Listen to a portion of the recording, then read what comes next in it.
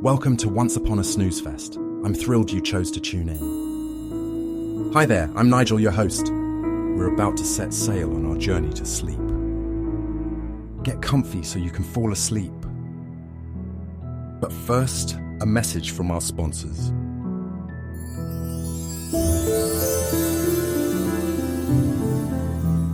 Tonight's story is about a coven of witches and their centuries-old job of protecting their town. This is the Guardian Sisters. Nestled in the heart of a dense ancient forest, where the trees whispered secrets and the streams sang lullabies, resided a coven of good witches. These witches had a noble mission to protect the people, animals, and plants that made this enchanted woodland their home. This coven, known by the name the Guardian Sisters, was revered by the town nestled just beyond the forest's edge. The Guardian Sisters had been active for centuries, passing down their wisdom and tradition from one generation to the next. Their magic was woven into the very fabric of the earth, and they used their powers to nurture the land and keep evil at bay. They were not the stereotypical haggard witches of old tales, but rather graceful and kind-hearted women with a profound understanding of nature's cycles and secrets. These witches had a unique and charming way of patrolling their domain. They took to the skies on their trusty brooms. Each broom, crafted personally by its owner, was imbued with intricate protective charms and bore the signs of frequent use. As night fell, one could often see streaks of light across the sky as the witches glided effortlessly above the treetops, their cloaks fluttering like the wings of benevolent spirits. Their bond with nature was their greatest strength. They communicated with animals, healed the plants, and even the wind seemed to carry their sing-song words. The townsfolk would often find their gardens more bountiful, their livestock healthier, and a sense of peace would permeate the air. The witches worked in harmony with the natural world, viewing themselves as its guardians rather than its masters. Every night, as the moon rose high, casting a silvery glow over the forest, the Guardian Sisters would prepare for their flights. Lanterns were lit, herbs were gathered, and incantations were whispered into the night wind.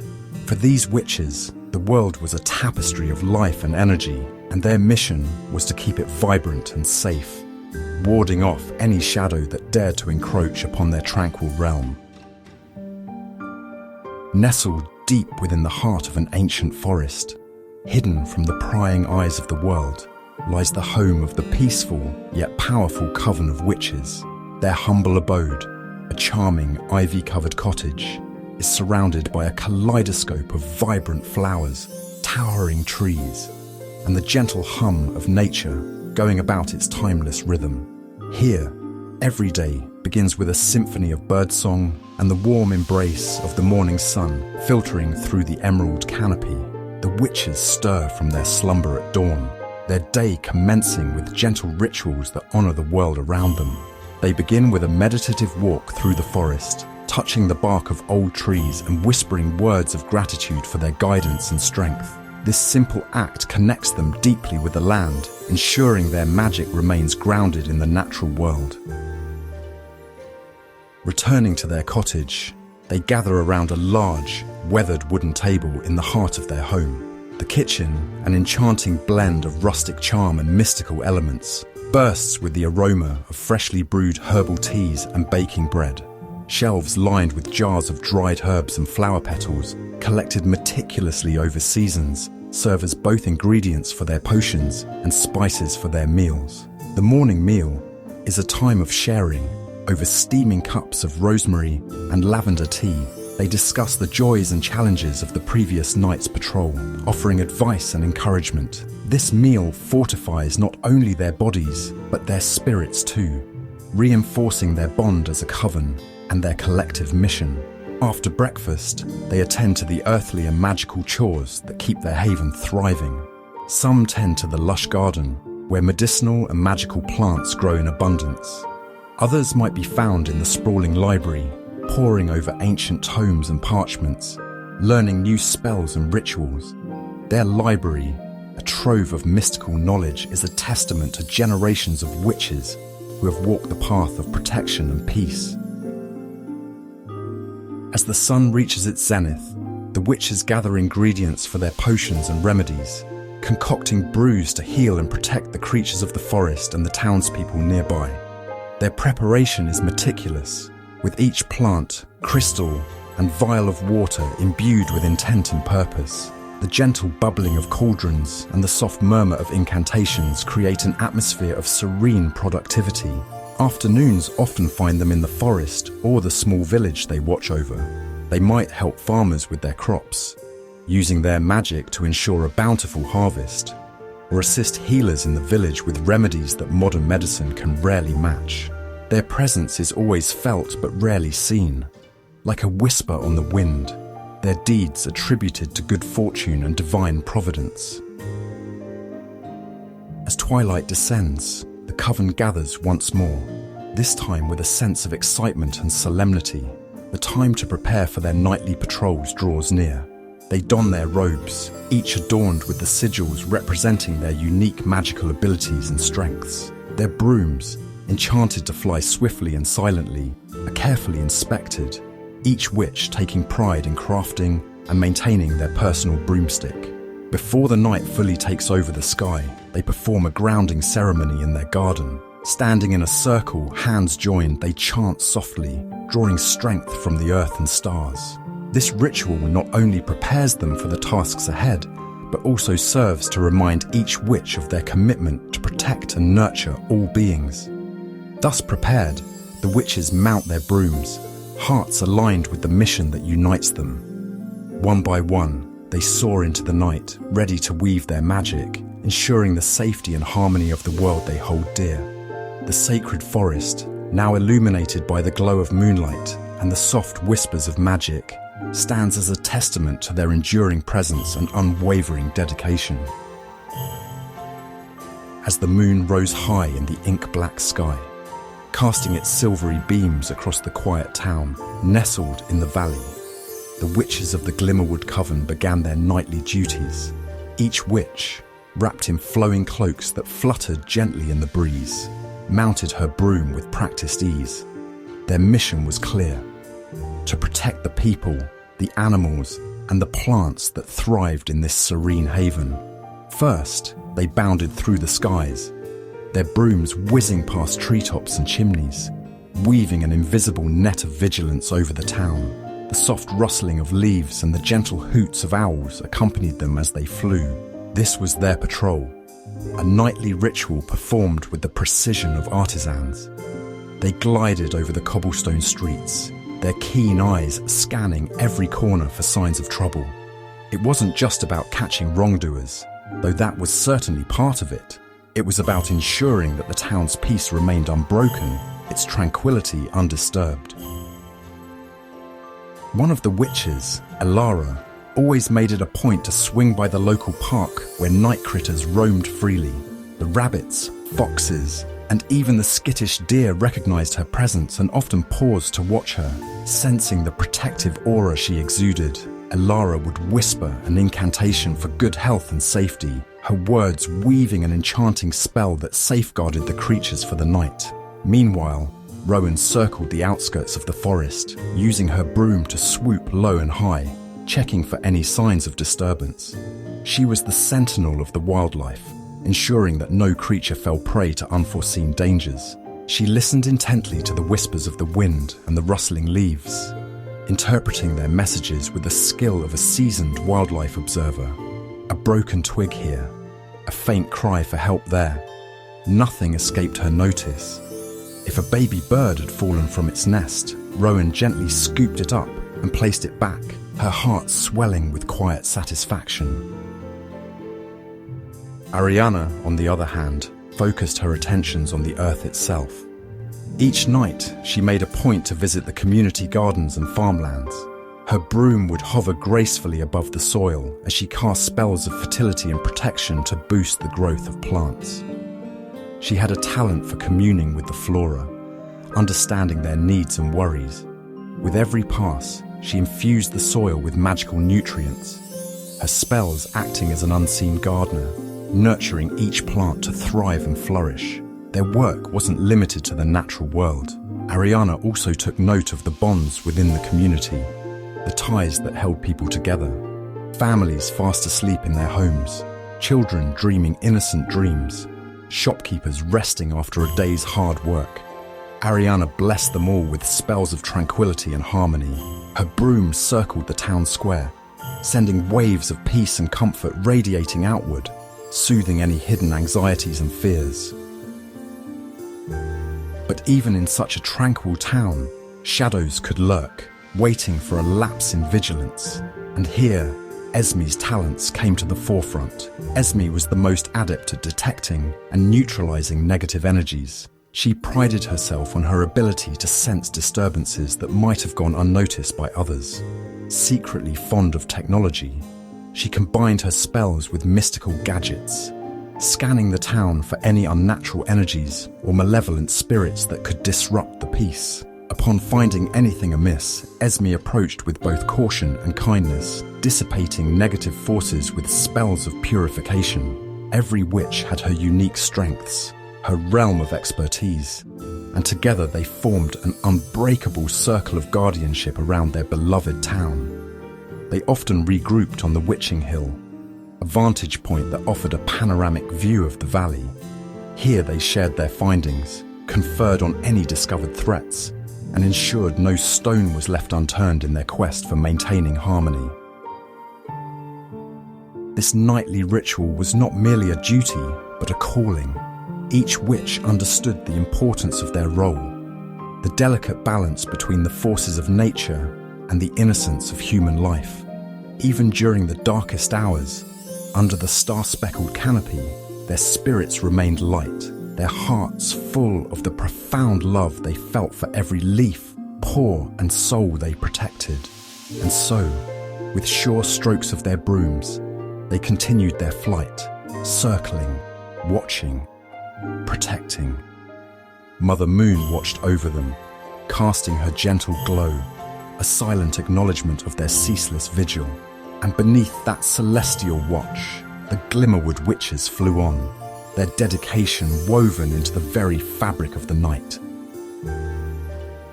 One chilly autumn evening, the moon hung low and full, casting an ethereal glow over the small town nestled among the hills. The coven of witches had completed another night of their usual patrol, ensuring the well-being of both townsfolk and forest creatures alike. Tonight had been particularly serene, with only a few minor incidents of stray cats causing mischief and a wandering raccoon trying to sneak into a chicken coop. However, as they began their return to the quaint cottage they called home, the witches sensed something was amiss. The instinctive bond they shared with nature alerted them first. Amelia, the coven's elder and most seasoned witch, felt a strange disturbance in the air. It was a low hum, barely perceptible, but undeniable. She quickly signaled the others with a series of intricate hand gestures, their silent language born from years of working together. Savannah, Sarah, and Eliza, the younger witches, immediately heightened their senses, tuning into the frequencies of the natural world around them.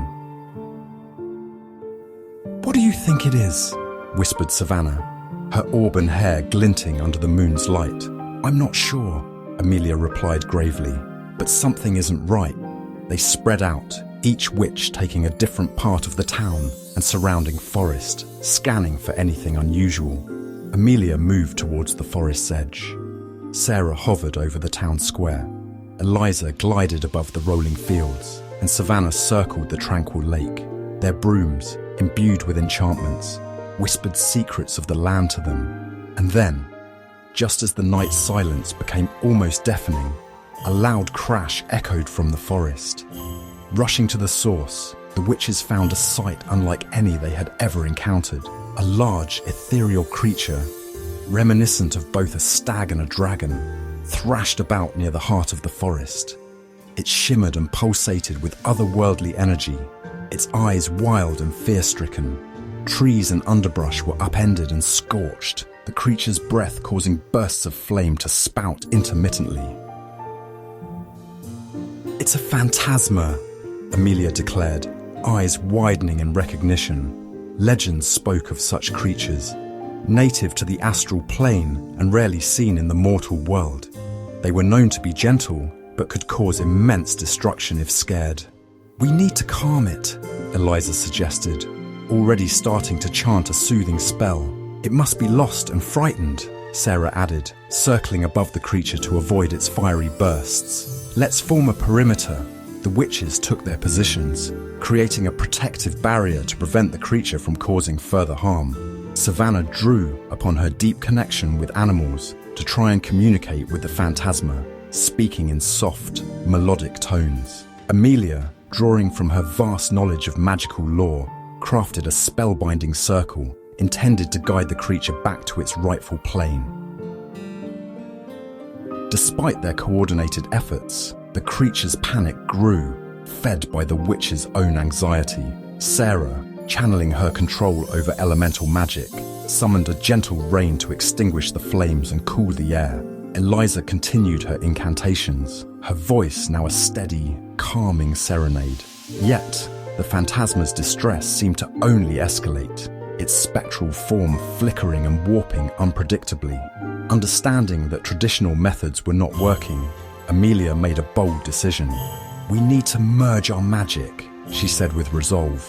"Combine our energies into an astral tether powerful enough to lead it home." The witches joined hands, forming a circle around the phantasma. They closed their eyes, inhaling deeply to synchronize their breaths and energies. With impeccable harmony, they began to chant, their voices weaving together in an intricate pattern of sound and light. The ground beneath them vibrated, and a luminous thread of magic emerged, extending towards the creature. The phantasma paused, its wild eyes locking onto the shimmering tether. Slowly, its agitation faded, replaced by a tentative curiosity. The witches, their energies now intertwined, guided the thread towards the night sky. With a final collective effort, they projected the creature upwards, the tether pulling it gently through the veil between worlds. As the phantasma ascended, its form became translucent, fading until it vanished entirely. Exhausted but triumphant, the witches lowered their arms, watching as the first light of dawn began to creep over the horizon. They had faced an unexpected challenge and emerged victorious together. Their bond, already strong, had been fortified by this unanticipated trial, underscoring the importance of unity and trust in their sacred mission. As dawn began to cast its first light, the coven of witches found themselves standing victorious in the clearing. The rogue creatures, now safely corralled and calmed, were a testament to their unity and the strength of their magic, with each witch contributing their unique talents. Willow's calming whispers, Thalia's potent potions, and Esme's enchanting lullabies. They managed to pacify the creatures without harm. They worked seamlessly, their bond as unwavering as the ancient oaks around them. The townsfolk, who had watched anxiously from a distance, began to emerge as the last of the creatures was led away. There was a collective sigh of relief, followed by applause that rippled through the crowd. The witches, modest as ever, simply nodded and smiled, their hearts swelling with pride, not for the recognition, but because their beloved community was safe once again. As the morning sun rose higher, casting a warm glow on the town and the surrounding forest, the witches took a moment to gather in their cozy cottage. Over steaming mugs of herbal tea, they reflected on the night's events. Willow spoke first, her voice filled with quiet satisfaction. "We did well," she said, her eyes twinkling, "not just as witches, but as protectors of this land and its people. It's moments like these that remind us why we chose this path." Thalia, always the pragmatic one, nodded in agreement. "It's more than just our duty. It's our calling. Every spell cast, every potion brewed, it's all part of something greater than ourselves." Esme, the youngest but wise beyond her years, added thoughtfully, "Each challenge we face makes us stronger and more connected. We're not just a coven, we're a family, and families protect each other." They continue to share their thoughts and reflections, each witch expressing gratitude for the strength and unity of their coven. They spoke of the delicate balance they maintained, Between the seen and unseen, the ordinary and the magical, they knew that their work was never truly done, that new challenges would inevitably arise. But they also knew that together there was nothing they couldn't handle. As they prepared to rest, the witches felt a deep sense of fulfillment. Their hearts were light, their spirits rejuvenated. They knew that come nightfall, they would once again mount their brooms and take to the skies, ever vigilant and ever ready. For theirs was a world worth protecting, a world of harmony between humans, animals, and plants, where the magic of their goodwill could flourish. And so, with the sun climbing higher, casting its golden rays on the peaceful town below, the witches drifted off into a well-earned slumber. They dreamt of a future where their steadfast guardianship continued to nurture and protect. A future where every creature, every person, and every plant thrived under their watchful eyes. In this tranquil moment, they found clarity and purpose. They were not just witches on brooms. They were the silent guardians of a remote harmony, a harmony that would endure as long as the coven remained united. With hearts full of resolve, they embraced the promise of tomorrow, ready to soar and protect once more.